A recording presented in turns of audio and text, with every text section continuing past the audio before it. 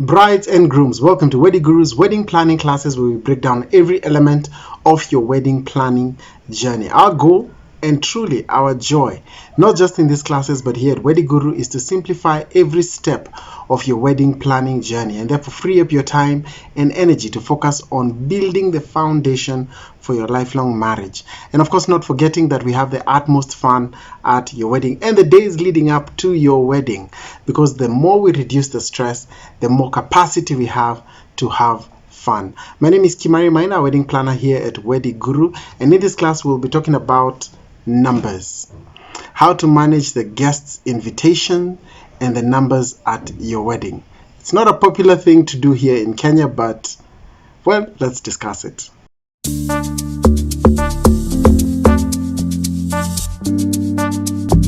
Kenyan weddings, they are communal. I mean, you will invite almost everyone, from your neighbors in the estate that you lived in 20 years ago to the neighbors that your current neighbors today, church mates, chama mates, colleagues, name it. Matter of fact, if you don't invite people to your wedding and then all of a sudden people know you got married, especially in this world of social media, people catch a feeling. And so couples find themselves under the pressure to invite people to their wedding. And the same pressure also the folks are facing because your child is getting married. Why didn't you invite us? And so that pressure is real, and we acknowledge that. And so we want to show you how to manage the numbers on the day of your wedding. Before we begin, allow us to give this conversation the right context. We acknowledge and appreciate how sensitive this topic is for the couple and for their parents. We also appreciate the tension between giving your guests a good experience, for example, each having a good plate of food and a place to sit, versus inviting people, everyone who we feel needs to be invited and those who feel they must be invited. We appreciate the tension between these two things. We know that no one wants to be embarrassed because food ran out at their wedding or at their child's wedding. So bear with us as we tackle and suggest unpopular opinions in an attempt to begin to address this tension. First and foremost, it's important to agree on the numbers. And this is the big one actually. You need to first agree on the numbers with your spouse, and then you need to agree on the numbers with your family. Now, let's break it down a little bit more. There is a tutorial called the wedding budget tutorial for a resource called the wedding budget calculator. Please look for that and we will link it in the description below. That tutorial helps you to determine the cost per individual invited to a wedding. Of course, please look for that class. It's the second class in this series of classes. It is the class around budgeting. Having that conversation around budgeting helps you discuss numbers, because the truth is the reason why we fight numbers is because every additional person comes with a cost implication. Now, it's easy to have a discussion around numbers when you know the cost per individual. When you know the cost per individual and you know how much you have available for your wedding, it is easy to have a discussion around if we need to add 10 more people, and let's assume that you've done your calculations and the calculations have led us to determine that the cost per individual is 2,000 shillings. And therefore, if we say we need 10 more people, the 10 more people we need therefore 20,000 shillings. So if me as the groom, I want to invite 10 more people, I need to also answer the question, where will I get 20,000 shillings more? And if my bride wants to invite 15 more people, then the next discussion that needs to take place is, where will 30,000 shillings come from? And if my parents want to invite 40 more people, then the next question is, where will we get 80,000 shillings? I think you get the gist. It's easy to have a discussion around numbers when each number has a budget attached to it, has a cost implication attached to it. So check out that tutorial. It will definitely help you having a conversation around numbers vis-a-vis budget. Now, once you have agreed on the number of people that are going to be coming to your wedding, start writing down the list of the people you are going to invite. Again, that is not a common thing in Kenyan weddings. In Kenyan weddings, we simply invite people and then we estimate that we're going to have X number of people. And unfortunately, when we do that, there are two risks that we run. The first risk is that we end up with a possibility of wastage, where we had planned for 200 people, but yet 100 people are actually the people who showed up, simply because we did not write down the list of people that we want to invite to our wedding. We simply used an estimate. Our weddings are usually about 300 people, so we're going to plan for 300 people. Write down a list so that you make sure that you have exactly 300 people that you're inviting, and therefore you can begin planning for the 300.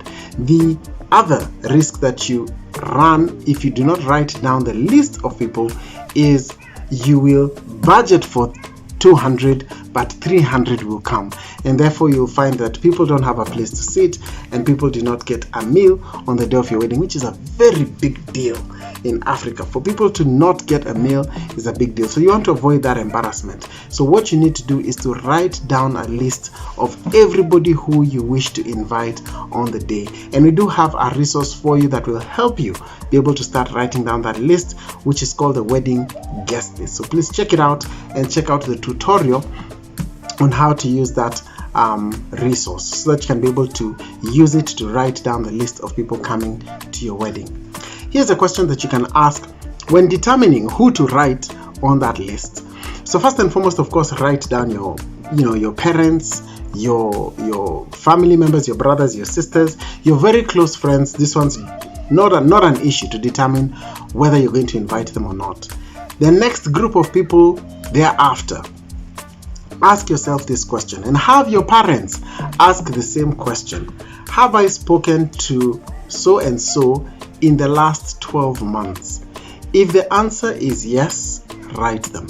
If the answer is no, do not write that person in that list. Just because you guys exist in the same WhatsApp group doesn't mean that you have a personal relationship with them. Doesn't mean that they should be invited. Now, that is one criteria to determine who to write in that list. It's a very good criteria in our opinion, but there are many other criteria, and if you have any other ideas on the criteria you should use on how to invite people to your wedding, please leave them in the comment section below or post them in the Weddy Guru Wedding WhatsApp community so that we can be able to discuss and agree the criteria we can use to be able to invite people to our wedding. And the reason why we are opening this up for discussion is because this is a very sensitive topic here in Kenya and in Africa. Across Africa, it's a very sensitive topic, not inviting people to this big, momentous, special day of your lives.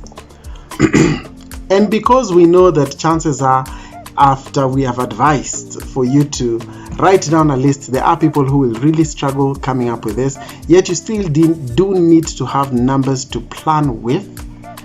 We recommend that you consider two other ways to figure out the numbers for your wedding. One way is to check and see how many people attended your traditional event. So that's your Rorashio, your Nyombo, your Koito. Check and see how many people attended that traditional event. That gives you a good idea on how many people will attend your wedding. There are a few disclaimers here.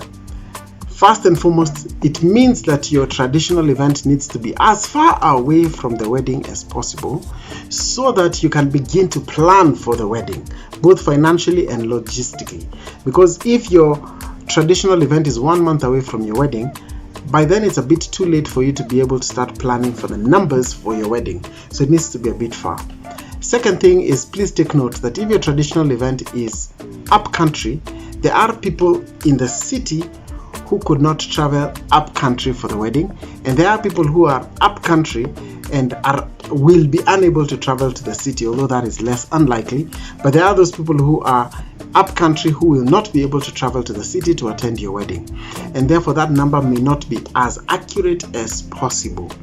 And so you can use that though as an estimate, but please take note of those disclaimers that number may not be as accurate.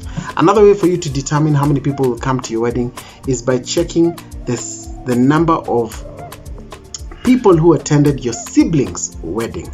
That also gives a good idea and good indication of how many people will attend your wedding. But again, even that is not foolproof, so we'll put a few disclaimers. Your siblings' wedding only shows half a picture of how many people will attend your wedding, because perhaps their spouse and their family had more guests than your sibling, or you guys had more guests than their spouse and their family. So it's a good indicator, but again, it's not 100% accurate, which is why then we recommend for whatever number you come up with, whether you are writing down a guest list or you are estimating using the Kenyan wedding estimates, put a buffer, put about 10% of a buffer for good measure, especially on matters food. People can sit on the grass, people can find a way to sit, people can stand at a wedding, but missing food at a wedding is a big deal. So put 10% on top. So if you're planning for 300, plan for 330, so that you can be able to have just an extra number just in case of an overspill. Let's give you a few more ideas on how to manage the numbers. Communicate the day of the wedding closer to the wedding day. Send out the invites a month to the wedding. By sending out invites a month to the wedding, you have restricted how wide the information regarding your wedding spreads. And here we're talking about holding back the information around your wedding date and your wedding venue, so that information does not spread as far as possible. But if you communicate your wedding date and your wedding venue 3 months to 4 months to, the chances of that wedding date spreading out like wildfire is high. Of course, because people will continue to, people are excited about you, people love you, people want to celebrate you, and therefore you'll have even more people getting that information and showing up on the day of your wedding. The second thing we would advise for you to do is on your wedding card, whether it is an e-invite or it is an actual card, write down and say that this card admits 1 or this card admits 2. Please carry this card with you to gain admittance into the wedding or to gain entrance into the wedding. Whether or not you're actually going to check the people as they enter to confirm that they are part of this wedding, it's important for you to write that down, because that therefore limits the person you have invited from inviting other people, because they can see on the card that this card admits 1, and therefore, and then the fact that they're being told to bring that card with them, they will be careful not to ask their neighbor to accompany them to a wedding, knowing that their neighbor might be locked out at the gate, right? So that's a good way of making sure that actually happens. And then the third and final thing is, should you definitely go down the road of writing that down and actually have a guest list where you've asked people to RSVP, well, have people at the entrance managing those people who are coming in, so that you avoid gate crashes to your wedding, which unfortunately does happen. And one other way of making sure you avoid gate crashes is by simply asking, having guards at the gate, or having some form of security measure at the point of entry that asks one simple question: whose wedding are you going to? If the answer does not come back correct, then that person is a gate crasher and should not be allowed to the wedding. But if that answer is accurate, then yes, allow them in. So those are some of the ways you can manage the numbers for your wedding, so that you can avoid an overspill of the people who you actually intend to, of the people you have actually invited to your wedding. Now, if you do go down the road of writing down the list, which you recommend, send out the cards in advance with RSVP instructions that if you do intend to attend the wedding, please RSVP by X date, so that we can be able to admit you on your wedding day. So those instructions should be very clear as you're sending out those invites. And then make sure that you have someone tracking the RSVPs for you.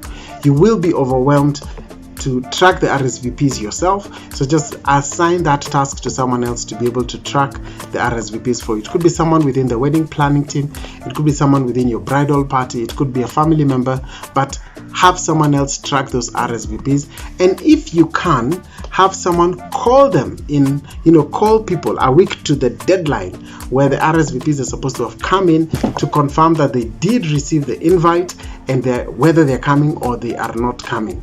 Getting those numbers is useful. And once the RSVPs are out, you can send a communication.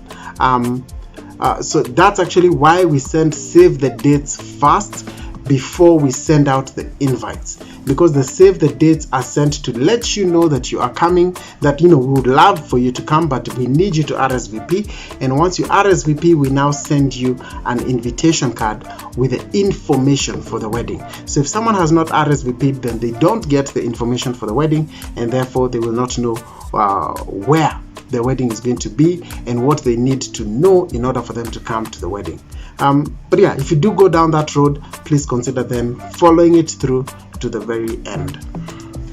And if you have any questions about this topic, we are here. Please ask your questions in the comment section below. We do periodically check our comments to answer the questions you post there. But again, we encourage you, ask those questions in the Weddy Guru Wedding WhatsApp community, where we take time to answer your questions, not just about this topic, but about any topic in this wedding planning space. And while you're there, you also benefit from seeing answers to the questions that other couples are asking regarding wedding planning. So scan the QR code displayed on the screen and sign up to join the community. The sign up link is also in the video description below. And if you're looking for a wedding planner who will turn your wedding into an experience, let's talk. Call or WhatsApp us on 0725 883 553. Whatever your journey may be, it is our hope that this class is simplifying your wedding planning journey, allowing you to focus less on the wedding logistics and more on building the foundation for your lifelong marriage. My name is Kimari Maina, a wedding planner here at Weddy Guru. See you in the last class.